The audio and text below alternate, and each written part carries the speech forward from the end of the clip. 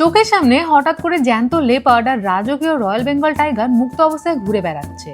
বিশ্বাস করো, এটা ছিল আমাদের লাইফের অন্যতম সেরা আর বেস্ট এক্সপেরিয়েন্স। আজকের এই ব্লগে আমরা তোমাদেরকে নিয়ে যাচ্ছি নর্থ বেঙ্গলের বিখ্যাত বেঙ্গল সাফারিতে। সেখানে আমরা সারাদিন কি কি করলাম, খাঁচায় বন্দি গাড়ি চড়ে বনের পশুদেরকে কতটা কাছ থেকে দেখলাম, আর এখানে আসতে কত টাকাই বা টিকিট কাটতে হবে, তার সমস্ত ডিটেল থাকছে আজকের এই ব্লগে। শুধু বাঘ বা লেপার্ডই নয়, নর্থ বেঙ্গলের এই সবুজ অরণ্যে লুকিয়ে থাকা আরো অনেক চমক তোমাদের সাথে শেয়ার করব। আশা করছি আজকের এই ভিডিওটা তোমাদের ভীষণ ভালো লাগবে, তাই দেরি না করে পুরো ব্লগটা একদম শেষ পর্যন্ত দেখতে থাকো। এখন আমরা দাঁড়িয়ে আছি নর্থ বেঙ্গলের একমাত্র ওয়াইল্ড লাইফ পার্ক বেঙ্গল সাফারির সামনে, আর এটা হচ্ছে শালুগাড়াতে। শিলিগুড়ি শহর থেকে মাত্র 8 কিলোমিটার দূরে সেবক রোডের পাশে মহানন্দা অভয়ারণ্যের কোলে 700 একর শালবনের মধ্যে অবস্থিত এই বেঙ্গল সাফারি। আর মনে রাখবে তোমরা, সোমবার কিন্তু এই সাফারি বন্ধ থাকে, আর এর টাইমিং হলো সকাল 9টা থেকে বিকেল 5টা। এখন টিকিট কাটবো, এখানে পার্কিং করলাম গাড়ি, ভিতরে পার্কিং আছে। পার্কিং চার্জ হচ্ছে বাইকের জন্য 10 টাকা আর 4 হুইলারের জন্য 50 টাকা। আমি একবার দেখিয়ে দেবো পার্কিংটা, আরও অনেক কিছু আছে, পার্কিং চার্জটা তোমাদের দেখিয়ে দেবো। আর এরপর আমরা টিকিট কেটে ভিতরে যাব। এখানে পার্কিং আছে বাইসাইকেল 10 টাকা, 2 হুইলার্স 30 টাকা, 3 আর 4 হুইলার 50, বাস হচ্ছে 200 টাকা। আর এদিকে ভিতর দিয়ে গেলেই পার্কিং।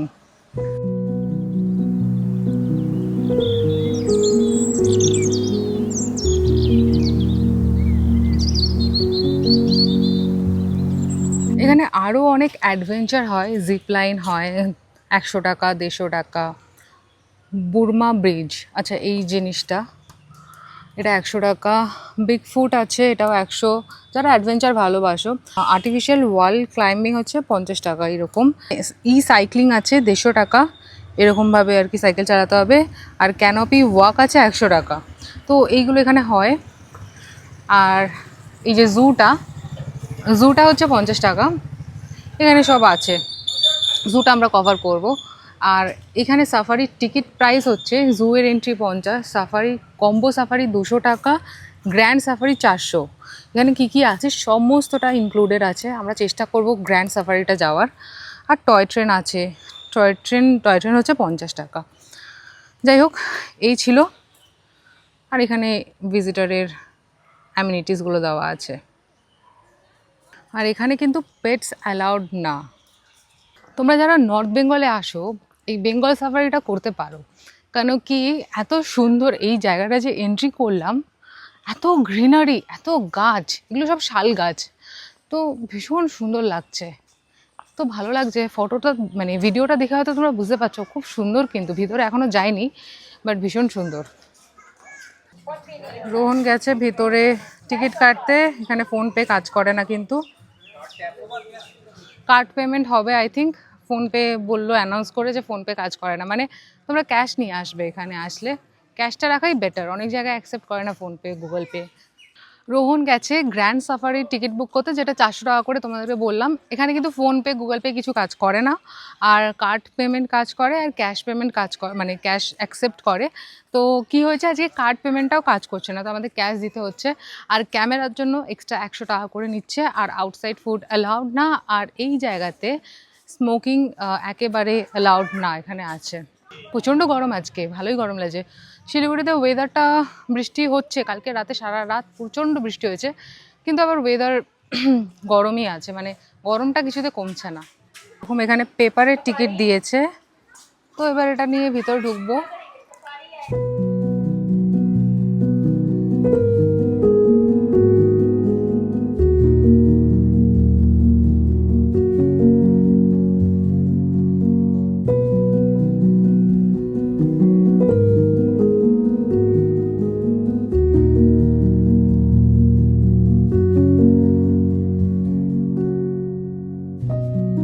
ভিতরে গিয়ে সিট নাম্বার লিখে আনতে হলো, 5, 6, 7 আমাদের সিট নাম্বার। আর এখনই গাড়ি ছেড়ে দেবে। আর এখানে না প্রচুর বাটারফ্লাই দেখতে পাচ্ছি, খুব সুন্দর সুন্দর বাটারফ্লাই রয়েছে। আর অনেকে পিকনিক করতেও আসে, আর বাচ্চাদেরও আর কি পার্ক টাইপের ছোট ছোট করা রয়েছে এখানে। এই বাসগুলোই যায়, ওই খাঁচা টাইপের বাসগুলো যায় না, কিন্তু এখানে কিন্তু এই বাসগুলোই রয়েছে, কাঁচের ভিতর দিয়ে দেখা যাবে। এখানে আবার তোমরা বাঘ ফাগ অ্যাডপ্টও করতে পারবে। অনেক ধরনের অ্যানিমেল রয়েছে, তো কেউ চাইলে অ্যাডপ্টও করতে। অ্যাডপশন মানে হচ্ছে ওই পার্টিকুলার অ্যানিমালটার যে খাওয়া দাওয়ার খরচা বা ট্রিটমেন্টের খরচা সেগুলোর দায়িত্ব নেওয়া আর কি। নেবে নাকি একজনের? বাঘ বাঘের বাড়ি তো নিয়ে যেতে দেবে না। খাওয়ার খাওয়াবে? তুমি তো সবাইকে রেকমেন্ড করছো, তো তুমি নাও। না, আমি কোথায় রেকমেন্ড করছি। আমরা ভাবছি একটু রেপটাইল জোনটায় চলে যাই, কারণ গাড়িটা আসতে এখনো 40 মিনিট লাগবে। টাইম ওয়েস্ট করে লাভ নেই, কারণ 5টায় বন্ধ হয়ে যাবে।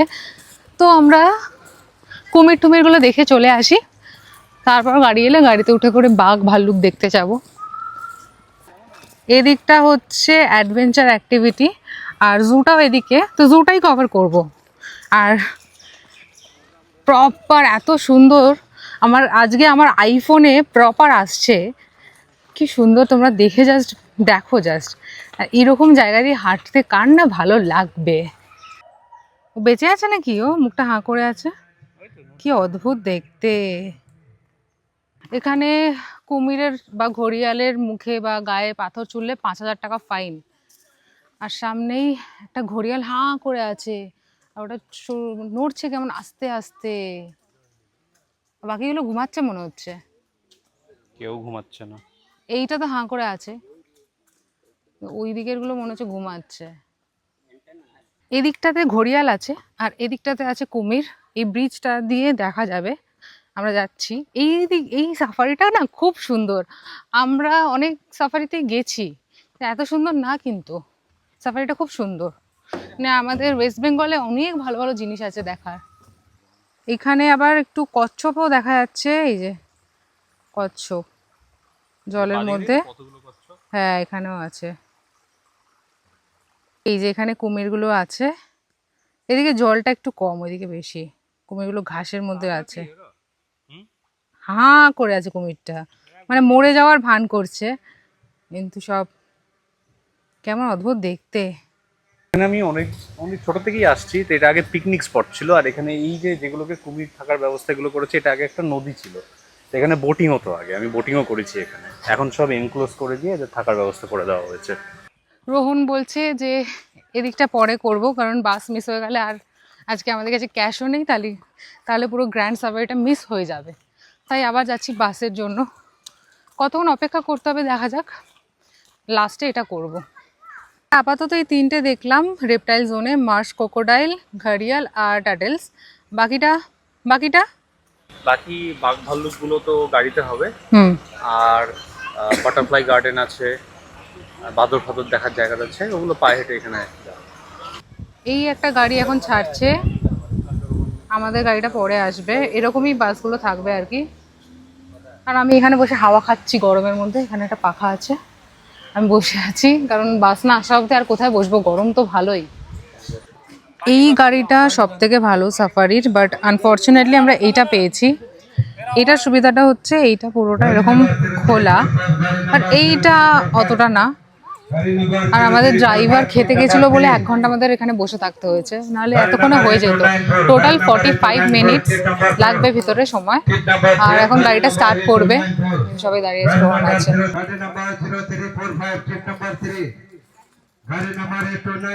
আজকে তোমার ওই 7 নাম্বারটা। এই যে আমাদের সিট, এটা 5, 6। আর রোহানকে আজকে উইন্ডোতে বসতে দিয়েছি, কারণ আজকে ভিডিওর দায়িত্ব রোহানের। কি বুঝছে আবার, এগুলো পুরোটাই এসি, তাই সমস্যা হবে না।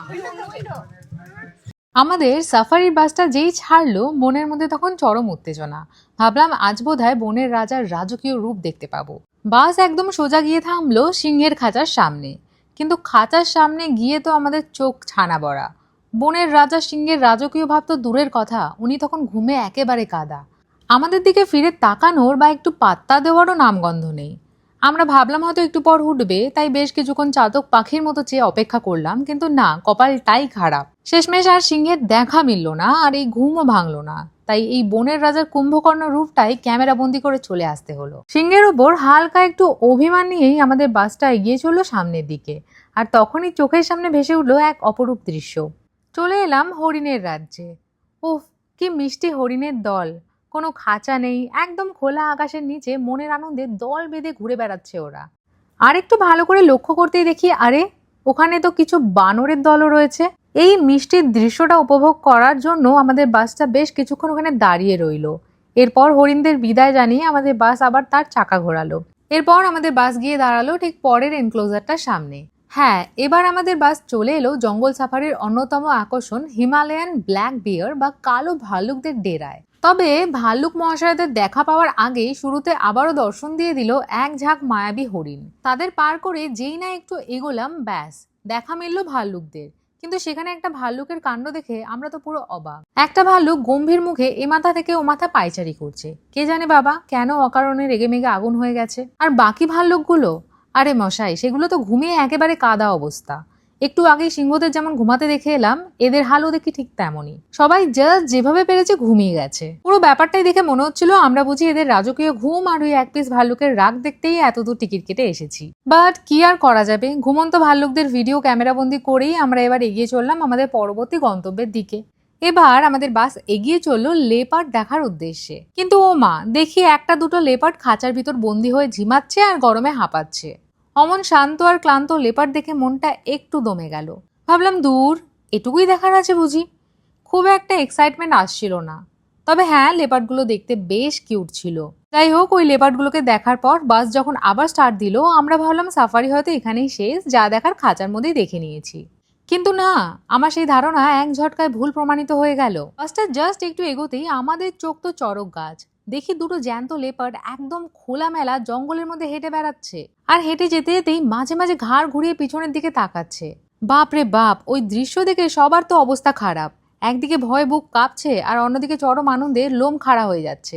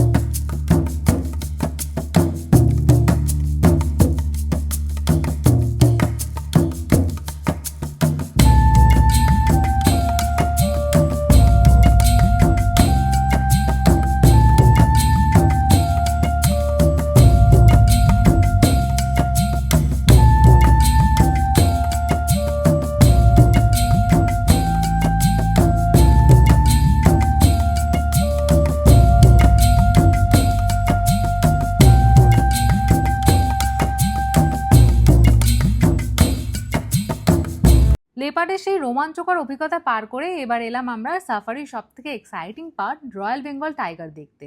আর বাঘের ডেরায় ঢুকে তো আমাদের একেবারে লটারি লেগে গেল। শুরুতেই দেখলাম দুটো ছোট ছোট রয়্যাল বেঙ্গল টাইগার। তাদের মধ্যে একটা ছিল একদম ধপধপে সাদা বাঘ, আর অন্যটা আমাদের চেনার নর্মাল কালারের। দুটোকে একসাথে দেখতে কিন্তু দারুণ লাগছিল। আর ওদিকে বড় বাঘগুলোর কাণ্ড দেখতে তো আরো মজা লাগছিল। একটা বাঘ আরেকটার সাথে রীতিমতো খেলা করছে। তাদের মধ্যে একটা বাঘ আবার খাঁচার ভেতরে ছিল, আবার সেই খাঁচার ওপার থেকে বাইরে থেকে বাঘটাকে ডাকছিল আর খেলায় মেতেছিল। বাঘেদের এই খেলা আর রাজকীয় রূপ দেখার পর মনে হলো বেঙ্গল সাফারিতে আসাটা আজকে একদমই সার্থক।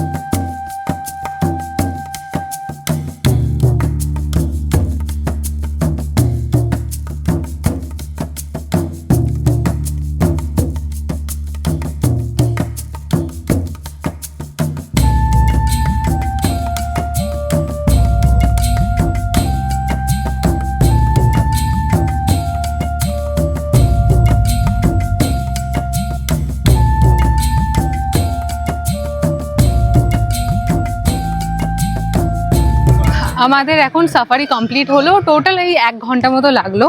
তোমরা যদি নর্থ বেঙ্গল এসে বেঙ্গল সাফারি না করে থাকো, এটা একবার করো। কারণ এই সামনে থেকে আর কি বাঘ দেখা আলাদাই একটা আনন্দ। মানে ভীষণ ভালো লাগলো। গাড়ির সামনে চলে আসছিল, বাড়ির সামনে। এরকম সাফারি করিনি, থাইল্যান্ডে যেটা করেছিলাম সেটা একটু অন্যরকম ছিল, সেটা অনেক দূরে দূরে ছিল। বাট এরকম সাফারি, এই সাফারিটা খুব ভালো, বাট অ্যানিমেল অনেক কম সংখ্যায়, বাট হেভি লেগেছে। রোহন, তোমার কেমন লাগলো? জানো না, আমি তো আগে অনেকবার করেছি, কিন্তু এখন বাড়িয়েছে অ্যানিমেলের নাম্বার। আগে এত ছিল, তাও কমই দেখলাম, এত অনেকটা বেশি না। যে একটা লেপার্ড, দুটো লেপার্ড, এখন তো তাও এনক্লোজারে, মানে ওদের খাঁচার ভেতরে কিছু রাখা আছে, কিছু বাইরে ছাড়া থাকে। হ্যাঁ, বাইরে ছিল। বাইরে আগে অত রাখতো না। হ্যাঁ, এখন আমরা যাচ্ছি ফুড কোর্টে, কিছু খাবো, খিদে পেয়ে গেছে, 3:30 বেজে গেছে অলমোস্ট। এই সামনে আছে ফুড কোর্ট, ক্যান্টিন আছে, ফুড কোর্ট আছে, সব আছে। তবে হ্যাঁ, এখানে ইউপিআই চলছে রোহন, এখানে হ্যাঁ চলছে, ওটাই দেখবো। বাইরে নেটওয়ার্ক নেই, এটা একটা সমস্যা। কিন্তু এখানে ফুড কোর্টটা রয়েছে, যাই ভিতরে।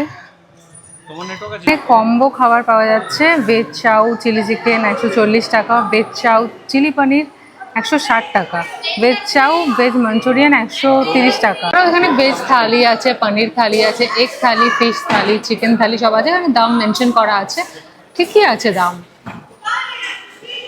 রোহন অর্ডার করছে, রোহন খাবার নিয়ে চলে এসেছে।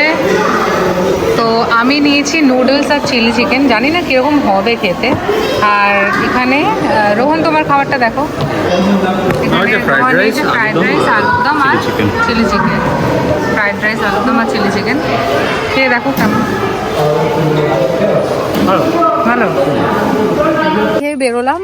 আর ভেতরের খাবারগুলো ভালো ছিল, তবে রোহন যে আলুর দমটা নিয়েছিল ফ্রাইড রাইসের সাথে, ওটা বেটার ছিল। আর চিলি চিকেনটা অতটা ভালো লাগেনি, বাট বাকি দাম অনুযায়ী ঠিকঠাক। অনেক জায়গায় ক্যান্টিনের খাবার তো খাওয়াই যায় না, বাট সেই তুলনায় এটা ভালো। আর এখন আমরা যাচ্ছি জুতে, তারপর যাবো বাটারফ্লাই গার্ডেন। 4টে বেজে গেছে, 5টায় বন্ধ হয়ে যাবে। এরকম গাছের মধ্যে সাইন দেওয়া আছে কোন দিকে কি গেলে যাওয়া যায়। এটা তো কভার করলাম তখন, ঘড়িয়াল দেখলাম। আর যাবো সামনে সামনে নাকি।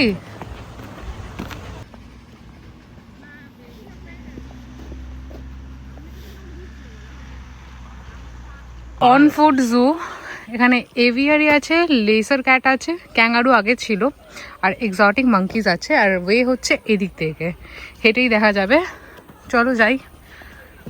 অপশনের জন্য এখানে রেট চার্ট দেওয়া আছে, যে কোন অ্যানিমেল অ্যাডপ্ট করতে গেলে কত খরচা। এখানে উইকলি আর মান্থলি অপশন রয়েছে। কেউ যদি সিংহ অ্যাডপ্ট করতে চায়, এশিয়াটিক লায়ন, তার জন্য সপ্তাহে তাকে দিতে হবে 21,000 টাকা। সিংহ তো অনেক বেশি চিকেন মাটন এগুলো খাবে, ওই জন্য ওগুলো। তুমি অ্যাডপ্ট করে নাও, ভালো কথা বলছি। বেঙ্গল টাইগার হচ্ছে 24,500 টাকা উইকলি। লেপার্ড ক্যাট মান্থলি হচ্ছে 4,500 টাকা। লেপার্ড একটু সস্তায় হয়ে যায় আর কি। তারপর জঙ্গল ক্যাট, ফিশিং ক্যাট, আরও সব ধরনের আছে। বাঁদর আছে কিনা জানি না, বাঁদর অ্যাডপ্ট করতে টাকা লাগে কিনা জানি না, দেখতে হবে। এইরকম জঙ্গলের মধ্যে হেঁটে জু টাইপের দেখা না হেভি লাগে। বর্ষাকালে প্রকৃতির কি অপরূপ দৃশ্য পাওয়া যায় না, বাট একটু গরম আছে বলে একটু কষ্ট হচ্ছে, নাহলে কিন্তু হাঁটাটা কোনো অসুবিধা না। মুরগি আছে, ফ্রিজান্ট আছে, ওই তো এইদিকে দেখো, পেছনে আরেকটা ঘুরে বেড়াচ্ছে একদম দূরে ঘরের মধ্যে। এখানে রয়েছে হেলমেটেড কিউরাসও, এই যে মাথাটার মধ্যে কেমন একটা রয়েছে। এখানে রয়েছে মাকাও, আর এগুলো না খুব সুন্দর ডাকছে।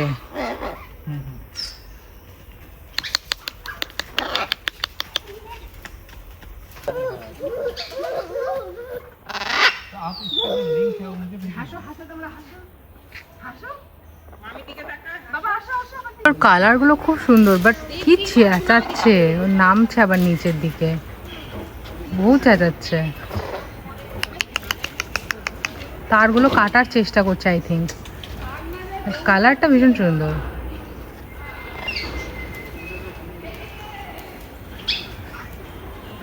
আর এইখানে কাকাতুয়াও রয়েছে, ভীষণ সুন্দর কাকাতুয়াগুলোকে দেখতে, কিন্তু মাকাউয়ের সাথে একে রেখেছে। এই যেখানে মাকাউটা আছে আর ভিতরে কাকাতুয়া রয়েছে, কিন্তু আই থিঙ্ক এই দিকেরটা খুব ঝগড়ুটে বোধ হয়, ওই জন্য একে আলাদা রেখেছে। আর এ একা, তাই একটু রাগ দেখাচ্ছে, চেঁচাচ্ছে। এ আলাদা রয়েছে, বাকিরা এখানে আছে। এখানে কাকাতুয়া রয়েছে। দূরে একটা ময়ূর আছে। হচ্ছে হর্নবিল ধনেশ পাখি। এই পাখিটার নাম ম্যারাবু মদন টাক।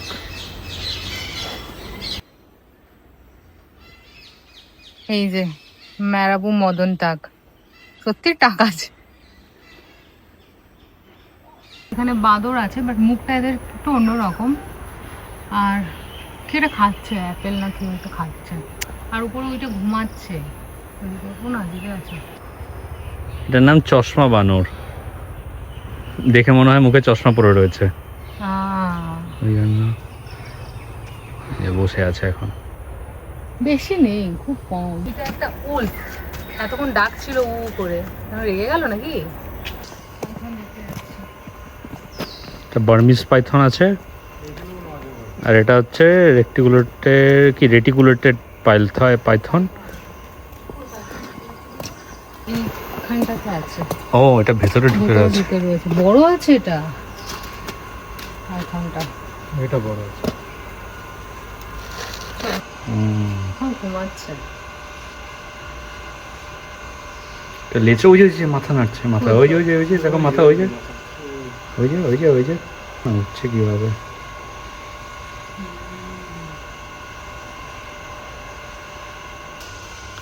এই যে সাপের খোলস ছেড়েছে যে, সেগুলো এখানে রাখা, সাথে সাপের পটিও রয়েছে।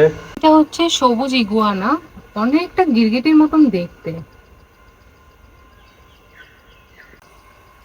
এখানে এদের সম্বন্ধে মজার তথ্য দেওয়া আছে। ইগুয়ানা চাইলে ওদের লেজটাও ফেলে দিতে পারে, তারপরে আবার গজিয়ে যায় লেজটা।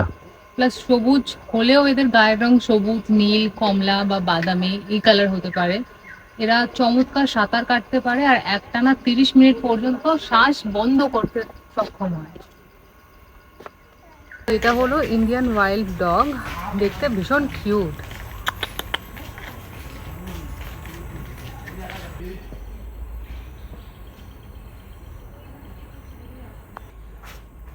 এখানে আছে ইন্ডিয়ান সজারু, ইন্ডিয়ান পর্কুপাইন,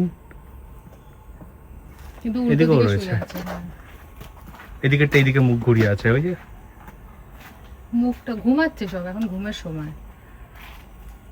চলো এই যে আয় আয় আয় দেখি। আয়। ও মা, কি কিউট। এই যে এইটা হলো মোনা মাঙ্কি, বহুত অ্যাটিটিউড, জাস্ট চলে গেল। হ্যাঁ, আর এটা হচ্ছে আমাদের দেশি বাদর। কোথায় দেশি? এটা নাম মনে হচ্ছে। এ তুই কি কালার আলাদা। বেশি তো না, এটা কিছু হবে। এদেরকে এখান থেকে খেতে দিতে এসে তাই লাফিয়ে লাফিয়ে যাচ্ছে, খেতে যাচ্ছে। এখন আমরা যাবো বাটারফ্লাই গার্ডেনে, বহুত গরম লেগে গেছে। এখন আমরা ঢুকছি বাটারফ্লাই গার্ডেনের ভেতরে, চলো যাই।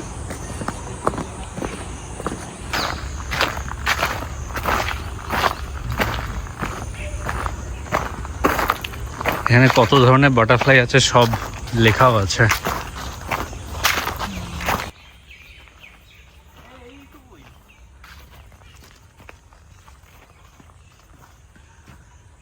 এই যে বাটারফ্লাই উড়ছে দেখা যাচ্ছে। এই যে একটা বাটারফ্লাই, এখানে না সব এই কালারের বাটারফ্লাই গুলোই দেখতে পাচ্ছি উড়ে বেড়াচ্ছে। এখানে হলুদ বাটারফ্লাই, ছোট ছোট, একদমই ছোট ছোট। এই যে এরকম এদিকটা ঘেরা আছে, আই থিঙ্ক এর ভিতরেও রয়েছে কিন্তু কিছু দেখা যাচ্ছে না। আর জায়গাটা অনেকটা এরকম।